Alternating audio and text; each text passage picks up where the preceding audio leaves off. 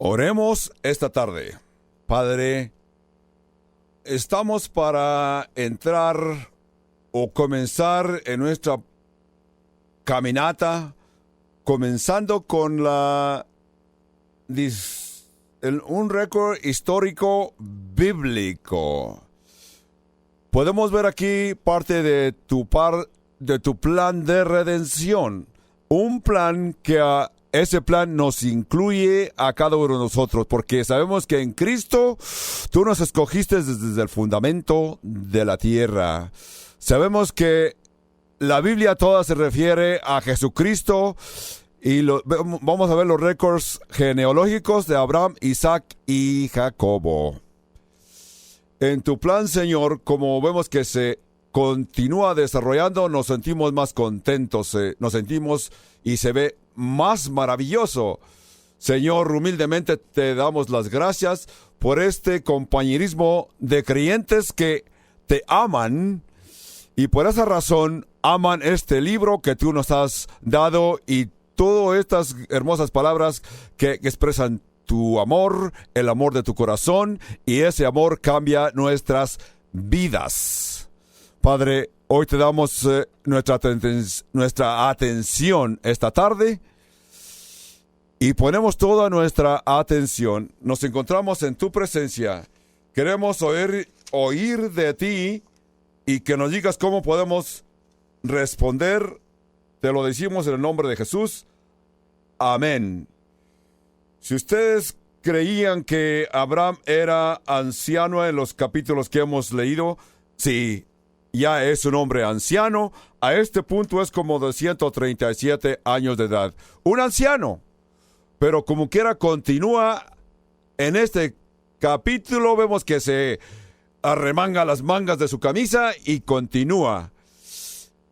Vamos a oír que vivió hasta 175 años de edad cuando dejó de existir y fue enterrado en la cueva de Mispela, donde fue enterrada su esposa Sara. Sabemos que Abraham en sus últimos años, sus años de oro, alguien en una ocasión comentó que lo hermoso para Abraham a esa edad era que no tenía ningún tipo de presión de gente de su edad. Naturalmente, no había muchos parientes que viviesen hasta esa edad. Con todo y que, ya que menciono para ustedes que quizás son nuevos y no han oído los estudios pasados y oyen que este hombre vivió hasta 175 años, se van a preguntar. Yo les diré que busquen los estudios pasados donde ya explicamos científicamente cómo las condiciones de la tierra que existían antes del diluvio y después del diluvio. Sabemos que después del diluvio, los cambios constitucionales que tomaron lugar en la tierra, había un vapor que cubría toda la tierra, una bóveda que fue deteriorada durante el diluvio, y con todo y eso, que somos bombardeados con las luces ultravioletas, con todo y eso, algunos todavía viven más de 100 años. Quizás no 969 años como vivió Matusalén. Pero sabemos que el porcentaje de edad que nos dice el libro de los Salmos son 70 años. Dice el salmista que a los más fuertes quizás les añade 10. Vemos que como quiera la edad ha declinado. En estos capítulos nos vamos a encontrar que Abraham es de 175 años cuando murió. Es interesante cómo algunas gentes cuando se refiere a la edad grande y a qué edad vamos a vivir, algunos se sienten intimidados. Yo quisiera decirles que lo hermoso es, nos damos cuenta, ni nos damos cuenta cuando llegamos a esa edad hasta que llegamos ahí. Yo recuerdo una ocasión estaba en línea en una tienda para hacer mis pagos y ella dijo: tendré que decirle que no le puedo dar el descuento de ciudadano mayor. Me sentí incómodo. Oí acerca de dos mujeres que se conocían por años y estaban en la iglesia. Eran ancianas, naturalmente, más ancianas que cualquiera de ustedes que me está escuchando. Una hablaba con la otra y le dijo: lo difícil acerca de llegar a nuestra edad es que perdemos la memoria. Continuaba hablando y le dijo: yo sé que te conozco por muchos años, pero por ninguna razón me puedo acordar de tu nombre. ¿Me lo puedes decir? La otra señora se quedó pensando y contestó: ¿tendré que decírtelo ahorita mismo? Las dos tenían problemas de memoria.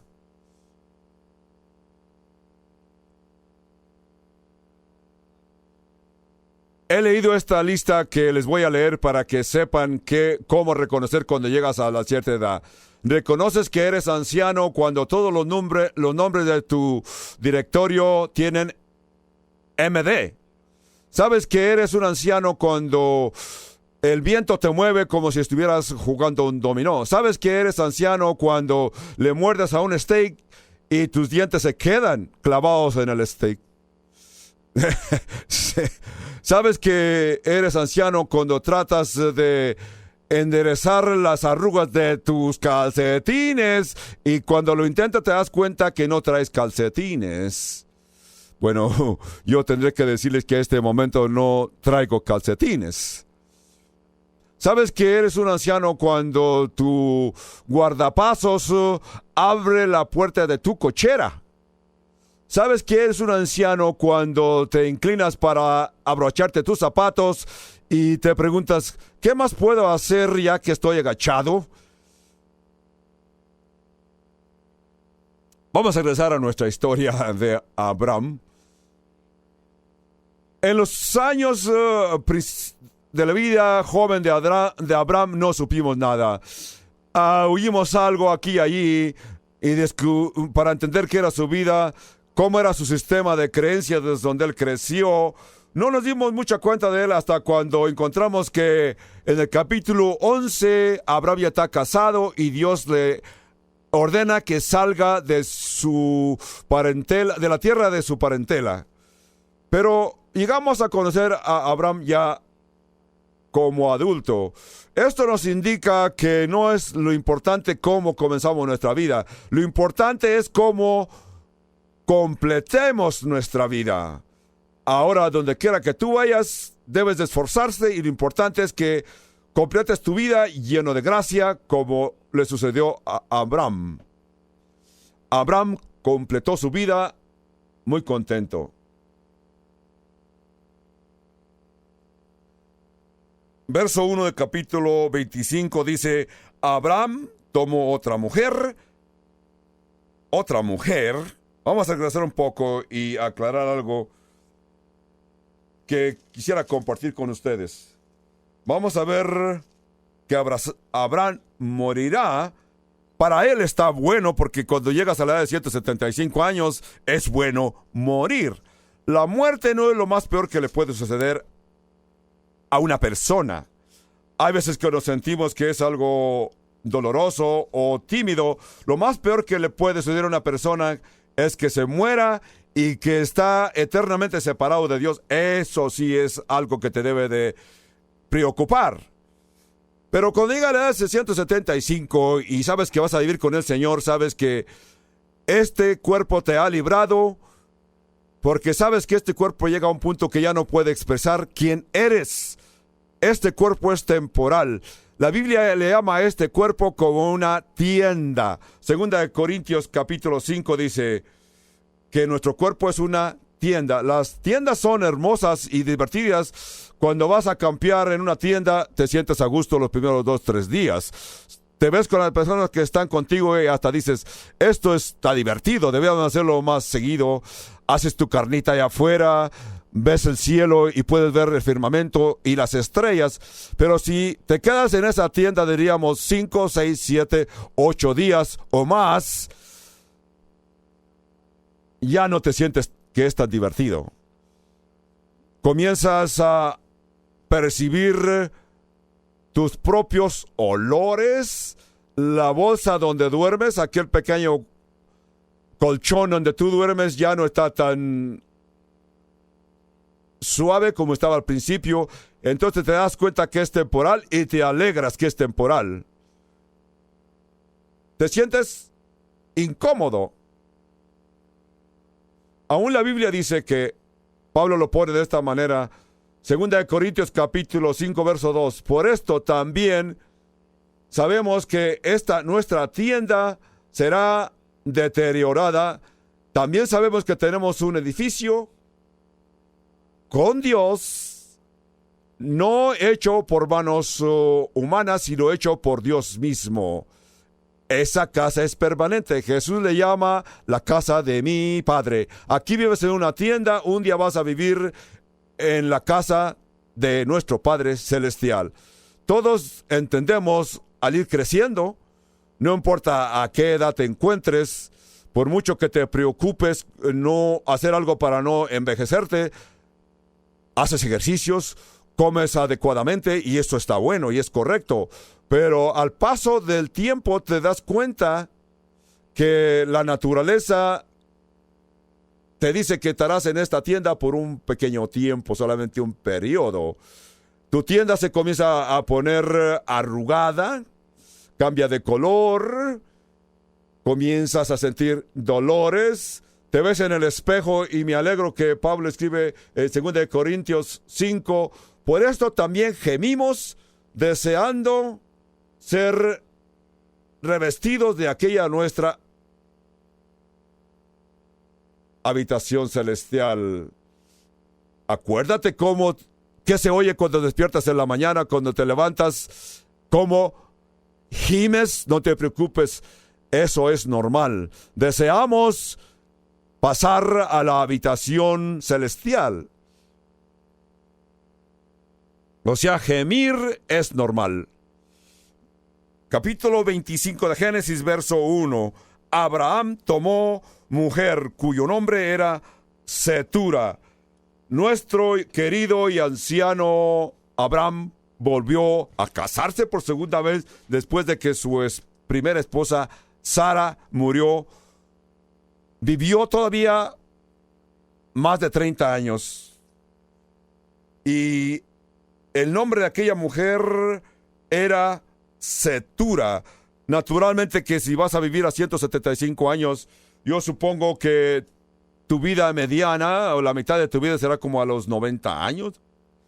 No sé si él tuvo edad mediana, pero se cree que todos los hombres en su vida tienen un tiempo que es la mitad de su vida y se manifiesta en diferentes formas. Yo no sé si Abraham se puso cadenas de oro en su pescuezo o tenía un camello convertible o decidió que iba a actuar en cierta forma para verse joven. En toda forma todavía le queda bastante aire y se casó con esta mujer llamada Setura. El nombre de esta mujer es la perfumada, es lo que significa Setura, la perfumada. Yo he estado en tiendas del Medio Oriente y esas gentes saben cómo perfumar sus tiendas. Te hace sentir bien a gusto, bienvenido. Esperamos que esta mujer llamada Setura, su nombre le haga honra, que sea una mujer perfumada. Quizá ustedes están pensando, ¿qué le pudo haber interesado a esta mujer, a un hombre de 137 años de edad? ¿Qué podía tener interesante a la edad de 140 años? No se nos dice en qué circunstancias se encontraron, pero tenemos que entender que Abraham era un hombre muy rico. Tenía 318 criados de paga. Esto quiere decir que todos los hijos que tenía iban a tener una herencia bastante amplia, como vamos a ver. Por eso es que ella pensó, mis hijos no tendrán problemas económicos. La Biblia nos da señales. Primera de Crónicas, capítulo... Lo veremos después. No tienen que buscarlo ahorita, pero es capítulo 1 de Crónicas. Vemos la historia. Primera de Crónicas, capítulo 1, nos habla de la genealogía e historia de Setura como concubina. En esos tiempos era normal que el hombre, aunque estaba casado, podía tener concubina. Pero para que ella vino a ser su esposa, esto nos dice que se movió de ser concubina a un estado legal, de ser casada, de ser la esposa legal de su señor. También podemos entender que no era solamente un contrato legal. Podemos entender que Abraham tenía amor por Setura y Setura sentía amor por Abraham. Tenemos que entender que aunque seamos ancianos, la capacidad de amar no se disminuye ni cambia. No importa qué edad lleguemos, qué tan añejos seamos, continuamos con ese deseo de amar. Por ejemplo, cuando llegó el siglo 1900, había como 4% de los habitantes a la edad de 65 años de edad. Hoy, en nuestros días, entendemos que hay un 12% de ciudadanos que son mayores de 65 años de edad. Como ver, en 100 años la gente ha vivido más en nuestras culturas. Pero en América se encuentran ahorita un poquito más de 12,000 ciudadanos o personas que son mayores de 65 años de edad. Yo conozco a uno de estos señores, conozco varios, pero en particular conozco al hermano George Beverly Shea. Él ha sido el que ha cantado en las cruzadas de Billy Graham por muchos años. Es 10 años mayor que Billy Graham, pero se ve muy joven. En el año 1976, a George Beverly Shea se le murió su primera esposa. Él tenía 68 años de edad. Se volvió a casar en el año 1985 con una mujer hermosa llamada Carlene. En estos días, George Beverly Shea es de 101 años de edad. Yo no sé, quizás su segundo matrimonio lo rejuveneció o le ayudó en algo, le dio un nuevo deseo de vivir, pero a Abraham quizás le sucedió lo mismo. Y Setura, la cual le dio a luz a Simram, Joksán, Medián, Madián, Isbac y Sua. Y Joksán engendró a Seba y a Dedán, e hijos de Dedán fueron Asurim, Latusim y Leumim. E hijos de Madián, Efa, Efer, Anoc, Abidá y Elidá. Todos estos fueron hijos de Setura. Así que vino a tener 6 hijos más, por todos tuvo 8, 7 nietos y 3 bisnietos. Sin mencionar quizás las hijas que hubo entre ellos, porque para guardar estos genealogía histórica simplemente se mencionan a los varones y no se mencionan las mujeres.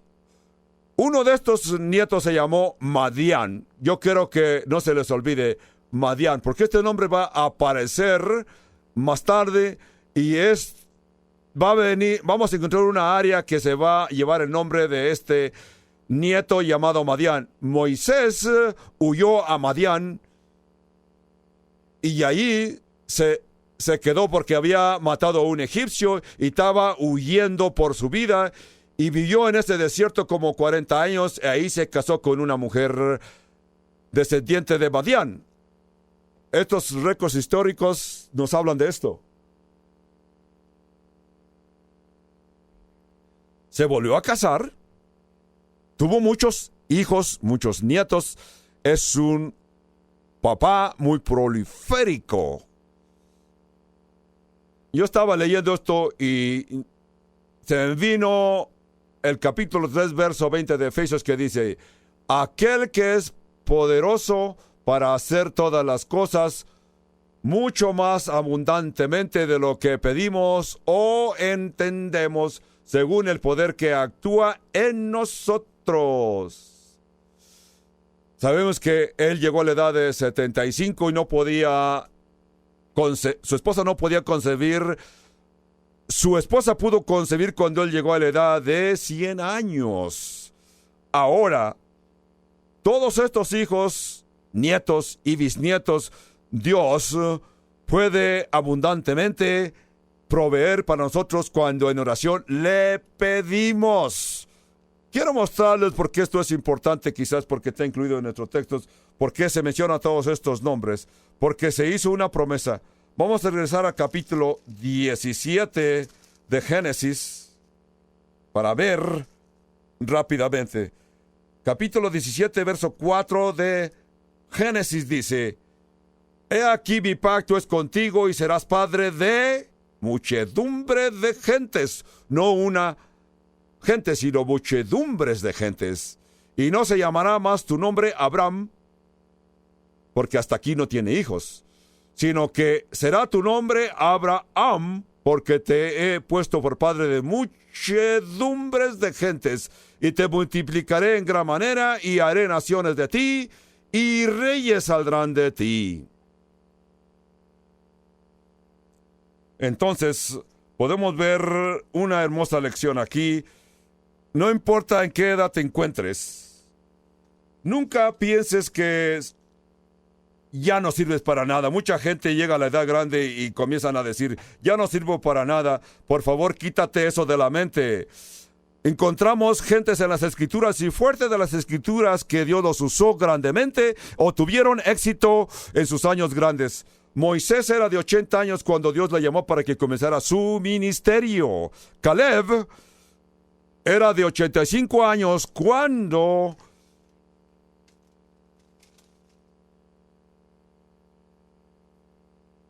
Caleb lo vamos a encontrar en el libro de Josué. A la edad de 85 años habían cruzado el río Jordán y se encontraban en la tierra prometida. Y Caleb vino a Josué y le dijo: quiero que entiendas, quizás soy de 85 años hoy es mi cumpleaños, pero estoy tan fuerte hoy como los días que Moisés nos envió a ti y a mí para reconocer la tierra prometida. Por eso es que dame este monte. Estoy listo para continuar en acción. Aún puedo pelear si es necesario a mi edad de 85 años. Era ya un señor grande. También podemos ver fuera de las Escrituras, Miguel Ángelo era de 89 años de edad cuando pintó su obra maestra, que se puede encontrar en la Capilla Sixtina. Si algún día tú vas a Roma, podrás ver la Capilla Sixtina, donde Miguel Ángel pintó aquella pintura que se llama El Juicio Final. Era de 89 años, 90 años, cuando todavía se subía en una plataforma en sus espaldas, continuaba pintando. Juan Wesley, ustedes han oído de este gran predicador, era de 88 años y todavía continuaba predicando, aún después de haber viajado como 250,000 millas a caballo. Después de haber predicado como 400 predicaciones, todavía predicaba a la edad de 87 años, predicaba con toda energía.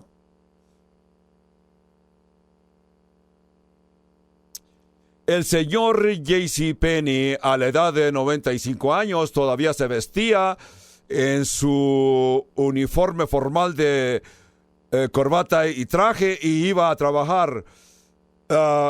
Refiriéndonos a Jorge Beverly Shea, a la edad de 98 años todavía se levantó en una reunión que tuvimos y cantó aún a esa edad. Algunas personas logran sus objetivos, tienen hermosos logros aún a la edad grande. Hay un refrán inglés que dice: entre más añejo sea el violín, más hermosa es su música. Capítulo 25 y verso 5. Vamos poco despacio, pero ¿qué importa? Quizás vamos a estar aquí la semana que entra, si es que el Señor se tarda. Verso 5 dice, Abraham dio todo cuanto tenía a Isaac. Abraham es muy rico. Ahora es tiempo que ponga sus cosas en orden. Arregle su último testamento para que divida su propiedad a sus primogénitos. Aquí, como Isaac es el primogénito, es muy fácil para hacer las partes. Isaac será dueño de todo. Verso 6 dice, pero a los hijos de sus concubinas dio Abraham dones y los envió lejos de Isaac, su hijo, mientras él vivía hacia el oriente, a la tierra oriental. En alguna parte yo leí que la vida de una persona se puede dividir en 7 décadas. 7 décadas en la vida de un hombre. Y aquí dice que el hombre en la primera década derrama y luego estudia elemental, luego se gradúa, luego se edifica, luego se enferma y luego consume muchas pastillas y luego hace su último testamento. Aquí Abraham llega al tiempo que debe ser su último testamento. Sabemos que él ya había enviado de aquella tierra a Agar y a su hijo Ismael. Y también le dio parte a los hijos de su concubina, los hijos que le nacieron de Cetura. Como sabemos que la herencia era importante para el primogénito, porque vamos a ver la ley de la primogenitura. Isaac, que es el hijo de la promesa, recibe todo. Notemos que dice aquí, dice, y los envió lejos. Y a Isaac, su hijo, mientras él todavía vivía hacia el oriente, a la tierra oriental. Así que él pensó, todavía estoy fuerte y es tiempo que yo pueda hacer mis decisiones, porque si no, cuando ya esté más viejo, esto se va a ver complicado y mis hijos quizás no quieran aceptar mi decisión. Yo les puedo decir que el testamento se tiene que hacer a tiempo, porque donde quiera que hay un testamento hay discusiones. Ustedes lo han visto, yo lo he visto. Esto es un principio bíblico. Uno de los mejores consejos que les puedo decir que encontramos en la Biblia es que el profeta Isaías vino al rey Ezequías en Segunda de Reyes, capítulo 20, por ahí en ese rumbo, y le dijo al rey Ezequías, pon tu casa en orden porque ya vas a morir, o sea, ya no vas a poder vivir. Le advirtió que iba a morir, tu fin se está llegando, pon tu casa en orden. En otra palabra, le está diciendo, selecciona a alguien que sea tu sucesor en tu trono, pon las cosas en orden. En el Nuevo Testamento se oye también este principio y lo veo un poquito más. Pablo dice en 1 Timoteo 5:8, porque dice, si alguno no provee para los suyos y mayormente para los de su casa, ha negado la fe y es peor que un infiel. Eso es lo que Pablo escribe para que entendamos. Así, yo te digo, si tú eres el encabezado de tu casa, asegúrate de hacer tus decisiones mientras que estás con mente completa, por adelantado, para que proveas para los tuyos. Muchos dicen, yo confío en que Dios lo va a hacer. Si está bueno. Recordemos cuando Jesús estaba en la cruz, Él también nos enseñó y declaró, familiarmente le dijo a Juan, y su madre María están frente a Él, aún en sus puntos que agonizaba, proveyó un hijo para su madre y le dijo, hijo, he aquí tu madre. Y a ella le dijo, madre, he aquí tu hijo. Muchos creen que aquí le dio por madre a toda la nación, a toda la descendencia, pero no. A él le dijo: Juan, es tu responsabilidad de cuidar a esta mujer. Y ella, en la escritura dice que él la tomó y se encargó de ella. Aún la historia nos dice, aquí Abraham está haciendo la decisión para entregarle el testamento a su hijo Isaac. Verso 6. Pero los hijos de sus concubinas dio a Abraham dones y los envió lejos de Isaac su hijo, mientras él vivía hacia el oriente, a la tierra oriental. Y estos fueron los días que vivió Abraham, 175 años. Yo ya les mencioné en el pasado y vuelvo a mencionarlo. Isaac es un hermoso tipo de Cristo. Entendamos que así como su padre Abraham le dio todo lo que tenía a su hijo Isaac, la Biblia nos dice que Dios el Padre le dio a su hijo, o puso en las manos de su hijo todo lo que él tenía. Jesús lo dijo: todo lo que el Padre tiene lo ha puesto en mis manos, o sea, bajo mi autoridad. En el capítulo 17, en la oración del Señor, dijo: como le has dado potestad sobre toda carne, o sea, el Padre le da toda la potestad al Hijo, al hombre, para que dé vida eterna a todos los que le diste. Y esta es la voluntad eterna, que te conozcan a ti, que todos estos te reconozcan, porque son míos. Todos mis seguidores son míos. Tú me has dado esa autoridad. Ahora yo te pido que tú les des vida eterna, así como tú me la diste a mí. Lo que encontramos aquí, si tú perteneces a Cristo, es que Dios te ha entregado como un regalo especial a su Hijo Jesús. Así como la Biblia nos lo dice, que aún tus propias vidas debes de vivirla para darle gloria al Señor Jesucristo. Qué hermoso pensamiento que debe de dominar cuando te levantas por la mañana y pensar: yo pertenezco a Jesucristo, soy suyo. Jesús me compró con su propia sangre. El Padre me usó como regalo para Jesús, así que yo puedo vivir este día para aquel que el Padre me dio, en el cual dio toda su potestad. Imagínate qué diferente día tendrías. Todo lo que te sucedería, o donde fueras cada día, entenderías que sería una cita divina que Dios te ha marcado. Supongamos que tú tienes un empleo el cual quizás no es muy sabroso. Quizás tú eres un empleado de correo, un chofer de correo. ¿Qué tal si tú piensas: yo estoy haciendo esto para glorificar a Jesús, y a cada casa que vienes a dejar el correo y tú dejas aquellas cartas y sabes que hay gente en aquella casa, en alguna forma tú oras por aquella persona y le pides a Dios que ponga los medios para que los habitantes de aquella casa conozcan al Señor Jesucristo? ¿Qué día tan diferente tendrías? Si tú piensas: ¿cómo puedo yo ser bendición para toda la persona que me encuentre?, tendrías una vida diferente, porque así todas las cosas las haces para honrar al Hijo.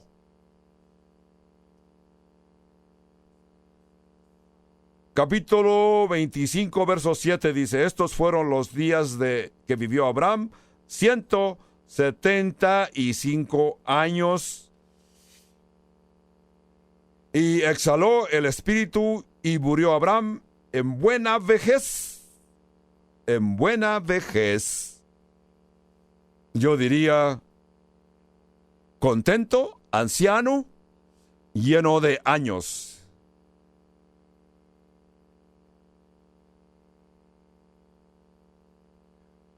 Y lleno de años, y fue unido a su pueblo. ¿Cómo platicarían las personas cuando supieron que se murió Abraham y se preguntaban: ¿de qué murió Abraham? Enfermedad añeja, muchos años. Esa enfermedad se llama enfermedad añeja. En mi Biblia las palabras años está entre símbolos itálicos, porque en hebreo la palabra años no está ahí. Los que escribieron aquí la pusieron porque se supone que estaba lleno de años. Este término a veces lleva el término de lleno de años, quiere decir que estaba satisfecho, bien rico, enriquecido, bien satisfecho. Caminó con su Señor por más de 100 años. Esa hermosa relación que tuvo con su Señor, por eso dice aquí que murió lleno de años y fue unido a su pueblo. Hizo años que tuve la dicha de invitar al predicador J. Vernon McGee. Ya era un hombre grande, estaba como a la edad de 88 años, estaba bien vivo todavía, bien fuerte, y continuaba predicando. Yo recuerdo que decía en sus predicaciones ese tiempo, lo dijo aquí y muchas otras veces: el Señor me va a tener que retirar. Yo voluntariamente no voy a retirar. He aquí, el Señor retiró a Abraham con muchos años. Hay un proverbio 16 que dice, ustedes no lo tienen que buscar, simplemente yo se lo voy a mencionar. Dice, el cabello blanco de la cabeza plateada. Quizás ustedes me ven a mí, yo ya comienzo a tener cabellos plateados. El cabello plateado es una corona para aquel, y es gloria para el que vive en la justicia de Dios. Naturalmente que esta es una bendición que Dios te da, de tener una cabeza blanca, plateada. Los últimos días, uno de nuestros pastores, buen amigo de nosotros, Dave Rouse, se encuentra en Texas porque su mamá ya está en sus últimos días. Él fue a acompañar a su mamá. Un hermano de él, con su teléfono celular, le tomó un retrato a nuestro hermano Dave y aparece él de la mano de su mamá. Se puede apreciar su cabeza blanca, hermosísimo retrato. Sabemos que ella, con aquella cabeza plateada, está en las puertas del cielo. Como dice aquí, la cabeza plateada es una corona para el que vive una vida de justicia en la presencia del Señor. Notemos como el texto que acabamos de leer en el capítulo 25 de Génesis. Notemos que dice en el verso 9, el verso 9 del capítulo 25 dice, y lo sepultaron Isaac e Ismael, sus hijos, en la cueva de Macpela, en la heredad de Efrón, hijo de Zoar, Eteo, que está frente a Mamre, heredad que compró Abraham de los hijos de Het. Allí fue sepultado Abraham y Sara, su mujer.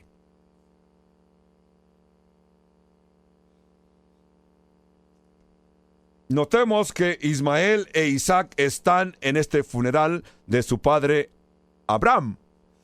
Se habían separado, sabemos que se habían separado por algún tiempo, y parece ser que había una rivalidad entre la familia porque Abraham había enviado de su presencia a Agar y su hijo Ismael. Parece ser que por mucho tiempo no se habían visto o no se habían encontrado hasta en la muerte de su padre. Desafortunadamente a mucha gente le sucede esto. Yo les puedo garantizar que va a haber veces que las familias se distancian, se ofenden por alguna razón y pierden la relación hasta cuando se reúnen en bodas y funerales. Pero más seguro se reúnen en los funerales de sus seres queridos.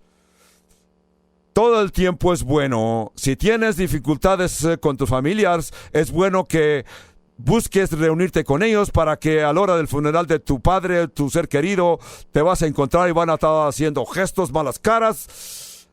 Aquí, como sucede en muchos casos, se tienen que reunir por la muerte de su padre. Verso 11 del capítulo 25 y dice, sucedió después de muerto Abraham que Dios bendijo a Isaac su hijo, y bendijo Isaac junto al pozo Y habitó Isaac junto al pozo del viviente que me ve. ¿Recuerdan cómo Agar le puso nombre a este pozo, viviente que me ve? Por eso es que Agar le llamó a este pozo el pozo del viviente que me ve. Por eso es que aquí nos dice que es donde Isaac ahora habita. Lo que sigue, vamos a ver la genealogía de Ismael. Verso 12 dice, estos son los descendientes de Ismael, hijo de Abraham, a quien le dio luz Agar, egipcia, sierva de Sara. Yo quiero que ustedes entiendan. Cuando llegamos a las genealogías bíblicas, hay algunas personas que sobresalen y otros que simplemente se mencionan y continúan. Cuando algunos, como en este caso vamos a algunos que sobresalen, se amplifica su nombre o donde viven. La razón es que los autores quieren que sepamos, los autores que escribieron la Biblia, porque últimamente el autor de nuestras escrituras fue el Espíritu Santo. Quiere que veamos los historias genealógicas. Aquí nos da información acerca de Ismael y algunos otros para que sepamos su historia y la importancia que tenían, porque en verdad hay solamente una genealogía que importa, la genealogía de donde va a venir el Señor Jesucristo, el linaje donde va a venir el Redentor, que comenzó desde el capítulo 3 de Génesis, la simiente de la mujer que aplastará la cabeza de la serpiente. La Biblia quiere que sepamos quiénes son los que ocupan esta genealogía.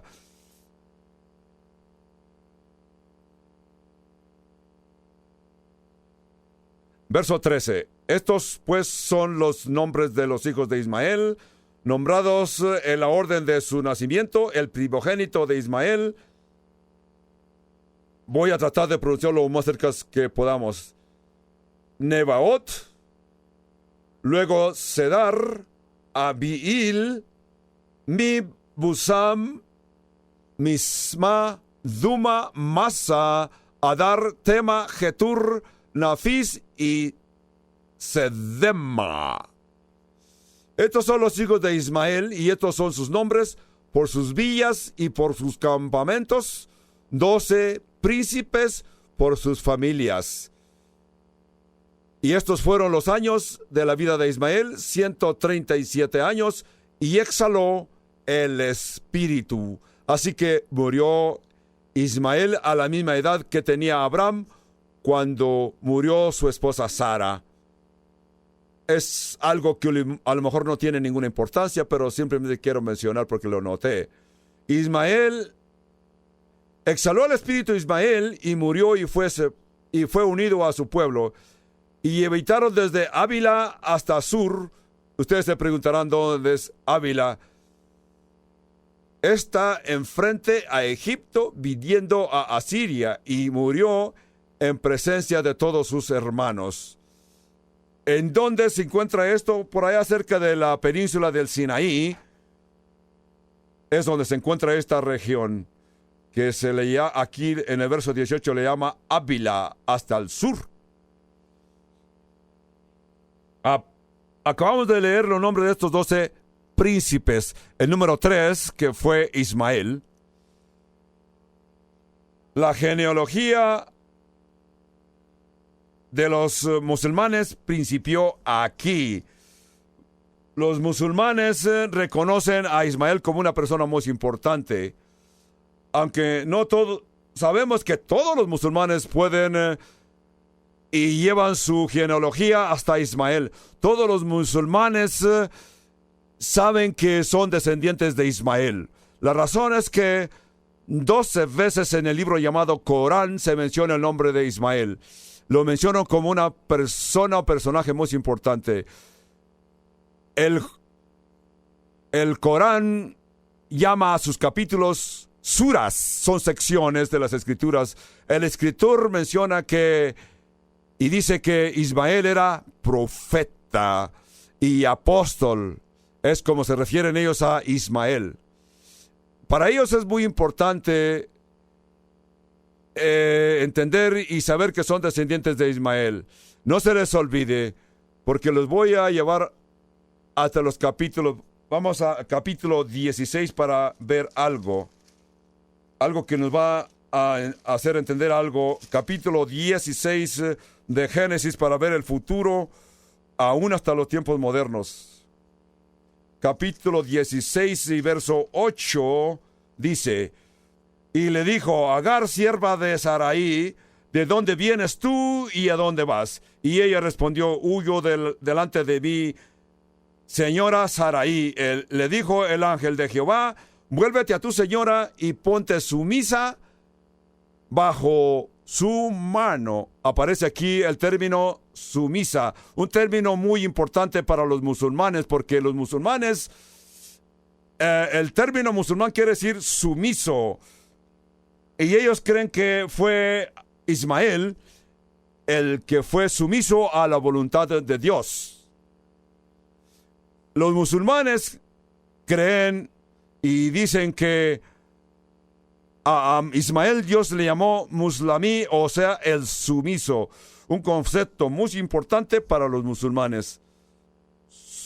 Aquí le dice: ve y ponte sumisa bajo a su mano. De acuerdo a la traducción musulmana, Abraham e Ismael viajaron a lo que hoy lo reconocemos como Meca, y allí edificaron un edificio que le llamaron Jabá. Jabá es el templo sagrado donde los musulmanes hacen peregrinaciones todos los años. Ellos creen que Ismael y Abraham fueron enterrados ahí. Nosotros sabemos que la Biblia nos dice: Abraham fue sepultado ¿dónde? En Mispela. Nosotros sabemos que ese lugar está hasta ahí. De acuerdo a la tradición musulmana, Abraham e Ismael están enterrados en Meca. Aún edificaron una capilla para ellos, según sentir que ahí está enterrado Abraham e Ismael. Ese templo que ellos edificaron, ese gran edificio, allí pueden caber 360 dioses, y estos dioses los homenajean 360 tribus. Alá era uno de esos dioses que había en ese templo, y ese dios Alá era el dios Luna. Mohammed, diríamos, prefirió este dios llamado Alá, y él enseñó que era el Dios verdadero y le puso por nombre Alá. Para unificar todas estas 360 tribus y estos 360 dioses, dijo: todos los que no se humillen y sean sumisos a este Dios. Por eso es que sabemos que las tres religiones que existen en estos días son descendientes de Abraham. Todos esto lo entendemos así. Continuamos y entendemos que verso 12 vemos el futuro de Ismael. Verso 12 dice: estos son los descendientes de Ismael, hijo de Abraham, a quien dio luz Agar la egipcia, serva Sara. Aquí se refiere como un asno montés. En el verso 19, estos son los descendientes de Isaac, hijo de Abraham. Abraham engendró a Isaac, y era Isaac de 40 años cuando tomó mujer a Rebeca. Pero notamos que aquí, cuando se le refiere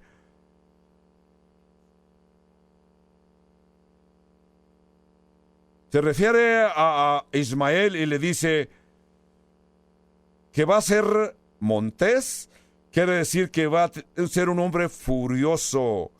Y dice que toda la mano de ellos va a estar a contra de él. ¿Qué significa todo esto? Que su mano estará contra todos sus hermanos. Esta profecía es interesante porque Mohammed mismo se dio el título como profeta de espada o profeta con espada. Y él dice que es descendiente de Ismael. Se dio el título el profeta con espada. Interesantemente, la profecía, porque entre los musulmanes, ellos saben que todo hay solamente dos partidos. El partido número uno se llama Casa de Musulmán, o sea, el partido número 2 es el partido de los musulmanes, que dice Casa de Guerreros o Casa de los Guerreadores. Quiere decir que los musulmanes están en guerra continuamente con aquel que no sea musulmán. En el Corán se encuentran 109 capítulos. En esos 129 capítulos hay mención a la guerra o guerreando o estar en guerra. Esto es muy interesante porque el origen de Ismael, y se le da su profecía aquí, dice que tus descendientes serán guerreros. Y dice que expiró y fue unido con sus hijos. Esto es Ismael. Verso 19, capítulo 25 de Génesis dice: estos son los descendientes de Isaac, hijo de Abraham. Abraham engendró a Isaac, y era Isaac de 40 años cuando tomó por mujer a Rebeca, hija de Betuel, arameo, Padam Aram, hermana de Labán arameo. Ahora aquí vemos que Isaac oró a Dios por su esposa. Verso 21. Aquí vemos que el esposo ora por su esposa porque ella era estéril, no podía engendrar. Y oró Isaac a Jehová por su mujer que era estéril, y lo aceptó Jehová, y concibió Rebeca su mujer. Salmo 127 dice que los hijos son herencia de Dios y sus hijos son su galardón. No tener hijos, ser estéril, es como si una persona lo aceptaba como maldición. Quizás es una teología que no tenemos que ver, pero entendamos que aquí este esposo ora a Dios por su esposa. ¡Qué hermoso! Esto es hermosísimo. Vivimos en una cultura avanzada. Sabemos que hay muchos medios que la ciencia ha descubierto para que la persona pueda concebir. Por favor, con todo y que van a buscar ayuda científica, no se les olvide orar a Dios y decirle: Señor, ¿cómo quieres que tengamos nuestros hijos? ¿Cuántos podemos tener? Yo sé, y ustedes saben que yo y mi esposa pudimos engendrar un hijo, y lo amo mucho, mucho, mucho. Nos gustaría haber tenido muchos más, pero Dios sabe todas las cosas. Muchas gentes no pueden engendrar ni siquiera uno y optan por adoptar hijos. Hemos oído muchas historias. Después de que se dan cuenta que no pueden concebir, adoptan 1, 2, 3 niños. Se dan cuenta que aún engendran y tienen 2, 3 más. Por favor, cuando se encuentren en esta situación, oren unos por el otro. Incluyan a Dios en sus decisiones. Y dice verso 21, y Rebeca su mujer concibió, y los hijos luchaban dentro de ella, y dijo: si es así, ¿para qué vivo yo? Y fue a consultar a Jehová. Notemos, y le respondió Jehová, y le dijo: 2 naciones hay en tu seno. ¡Au! Esto duele. 2 naciones. Ella y él oraron por un hijo, y no solamente les dio un hijo, 2 naciones. Queríamos un niño y tú me dices que en mi vientre hay 2 naciones. Naturalmente que eran 2 niños que iban a nacer, pero iban a ser padre de naciones. Esto es los edomeos y los israelitas. Estos 2 niños que hay en tu vientre, 2 pueblos serán divididos desde tus entrañas, y el pueblo será más fuerte que el otro pueblo, y el mayor servirá al menor. Yo ya les he hablado en el pasado, y vamos a aclarar la ley de la primogenitura. Ustedes dirán: ¿qué es eso? Típicamente esa cultura, para ellos era muy importante el primero que nacía, que era el que se le iba a aplicar la ley de la primogenitura. Número 1 sería el primero de la familia, y si nadie más podía, él sería el que estaría a cargo del resto de la familia que hubiera en aquella familia. Número 2, recibía doble porción de la herencia de su padre y su madre, principalmente de su padre, porque el linaje familiar vino a él. Esto te va a ayudar a entender cuando llegamos al profeta Elías y el profeta Eliseo. Eliseo seguía al profeta Elías hasta que Elías se detuvo y Eliseo le dijo: yo deseo doble porción de tu espíritu, dando a entender, yo quiero reemplazarte, seguir tu ministerio para poder continuar ministrando la nación de Israel. La ley de la primogenitura continúa. Aquí cambió. Esto es interesante. Parece ser que así se ha visto en varios casos de la Biblia. Como Ismael no fue el primero, pero la bendición de primogenitura cayó en Isaac. En este caso, recordemos cuando Moisés, Dios le dijo que él era el que iba a salvar. En el caso de José, fue el último de la familia y sus hermanos lo despreciaron, hasta lo vendieron para que fuera esclavo. ¿Y qué sucedió cuando llegó a Egipto? Llegó a ser el primer ministro de Egipto, que era hasta ese tiempo el país más fuerte reconocido a esos tiempos. Nosotros nos confundiríamos si comenzáramos a juzgar por las apariencias, no por la primogenitura, porque cuando nació Esaú es muy hombrado, está muy velludo, su papá le llamó el velludo. Esaú quiere decir velludo, era un cazador, vivía en los montes. Jacobo era un hombre que vivía en la tienda con su mamá cocinando y se enseñó a cocinar. Era un hombre muy tranquilo, lo que la Biblia nos dice aquí. La Biblia dice que Rebeca amó a Esaú y Isaac amó a Esaú. Vamos a leerlo para no confundirnos. ¿Qué dice la Escritura?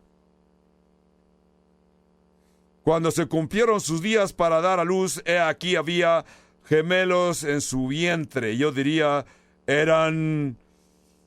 compartían el vientre, compañeros de vientre, vivían en el vientre los dos, claro, allí vivían los dos, como en nuestros días 2 personas viven en un apartamento. Eran compañeros de vientre, y salió el primero rubio, y era todo velludo como una pelliza. Es lo que dice aquí, una pelliza. ¿De dónde pusieron aquí? Pero es lo que dice aquí la Escritura. Así que estaba todo cubierto de vellos. Y llamaron su nombre Esaú. Después salió su hermano, trabado su mano del calcañar de su hermano Esaú, y fue llamado el nombre de Jacobo talonero. Así que nacieron el velludo y el talonero. La idea de que es talonero así se le da el nombre a alguien como Dios protegerá a mi hijo. La personalidad de Jacobo parece ser que hacía honra a el término talonero. Podemos ver en su vida, vino a ser el talonero uno que se enseña a manipular a los demás. Ese es un talonero. Y ese fue el nombre que llevó Jacobo. Jacobo quiere decir talonero. Y era Isaac de edad de 60 años cuando ella lo dio a luz. Esperaron hasta 60 años para tener hijo. Y crecieron los niños, y Esaú fue diestro en la casa, hombre del campo, pero Jacobo era varón quieto, que habitaba en tiendas con su mamá. Mamacita, dime qué vamos a cocinar hoy. No hay nada de malo en eso. En nuestros días los mejores cocineros son hombres, pero en esos días no parece que era normal. Verso 28. Y amó Isaac a Esaú porque comía de la casa, mas Rebeca amaba a Jacobo. Y guisó Jacobo un potaje, y viniendo Esaú del campo cansado, dijo a Jacobo su hermano: te ruego que me des a comer de este guiso rojo, pues estoy muy cansado. Imaginémonos el plato que aquel hombre le guisó. Un plato de lentejas con su platito de chile rojo por un lado. Por tanto fue llamado su nombre Edom. Y Jacobo respondió. Antes que continuemos con el texto, veamos lo que quiere decir esto aquí. Cuando menciona a Edom, Isaac amó a su hijo Esaú porque Esaú parecía un hombre cabelludo, es un hombre peludo, es un cazador, le gusta matar sus presas. Y por eso Isaac le mostró favoritismo. Quizás la mayoría de los hombres y en todas las culturas, Esaú era más atractivo como varón, como caballero, más que Jacobo. Cocinaba en la tienda con mami. Por eso es que Isaac mostró favoritismo por Isaac. Yo les digo a ustedes ahorita, cuando comenzamos a dar favoritismo a ciertas personas por su apariencia física, Dios no actúa así. Con todo y que Esaú fue el primogénito, Dios se había agradado ¿con quién? Con el callado, con Jacob. Dios se refiere en las Escrituras se refieren a Dios como el Dios de Abraham, Dios de Jacobo y Dios de Jacobo. ¿Por qué? Porque Dios decidió favorecer a Jacobo. Así que toda esta tierra de primogenitura, aquí Dios la cambió. Dios dijo: yo he escogido a alguien más, no al primogénito. Más tarde vamos a leer de que el profeta Samuel fue a ungir a un rey para Israel. Llegó a la casa de Jesse y vio a Eliab, era el primogénito, estaba grande, de buena, hermosa apariencia. Samuel inmediatamente intentó ungirlo y dijo: naturalmente Dios escogió esto, pero Dios lo interrumpió diciéndole: no, yo no acepto porque Dios no ve lo que el hombre ve. El hombre ve la apariencia externa, pero Dios ve el corazón. Y este principio lo vemos a través de las Escrituras en muchas partes. Yo quiero que ustedes entiendan que así es. Dios ve el corazón, no la apariencia. Aún en el Nuevo Testamento, Jesús se le llamó ¿cómo? Jesús de Nazaret. Recordamos cuando Nataniel oyó de Nazaret, dijo: ¿algo bueno puede salir de Nazaret? Sí, como de ahí salió el Mesías, el Salvador del mundo. Le voy a llamar el principio de Nazaret. Cuando la gente quiere decir algo bueno va a salir de ese lugar o de esa persona, parece ser que Dios quiere mostrarle al mundo lo que Dios puede hacer por aquella persona o aquel pequeño pueblecito, aunque se le llame La Chole.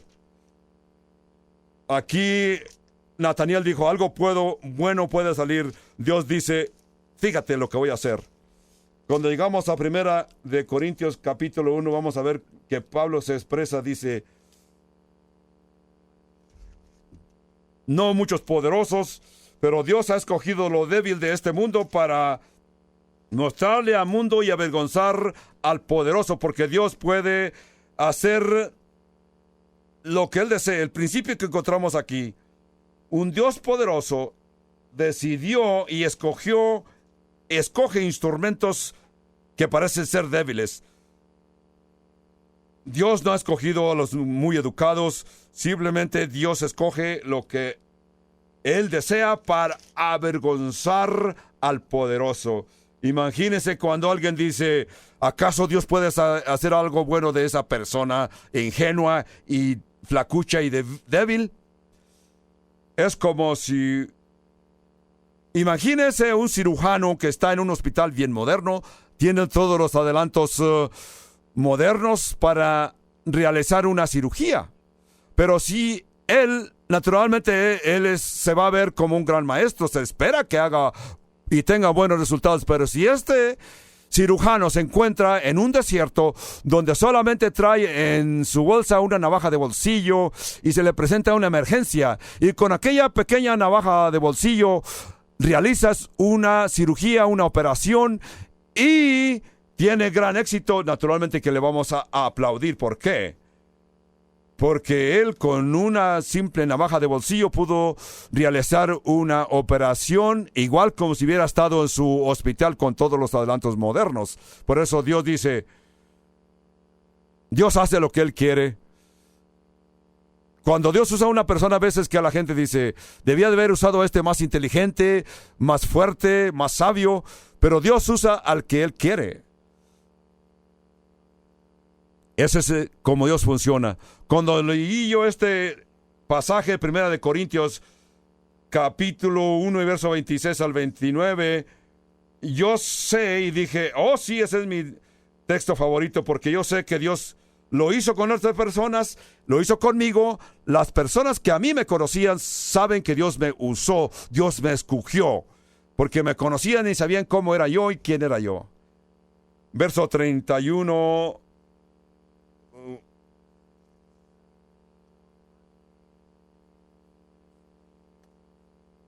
Y Jacobo respondió, véndeme en este día tu primogenitura. Entonces dijo Esaú, he aquí, yo me voy a morir, ¿para qué pues me sirve la primogenitura? Y dijo a Jacobo, júrame en este día. Y él le juró, y vendió a Jacobo su primogenitura. Entonces Jacobo dio a Esaú pan y del guisado de las lentejas, y él comió y bebió, y se levantó y se fue. Así menospreció Esaú su primogenitura. Les hago una pregunta. Conscientes de que la primogenitura, alguna gente puede despreciarla como hizo aquí Esaú.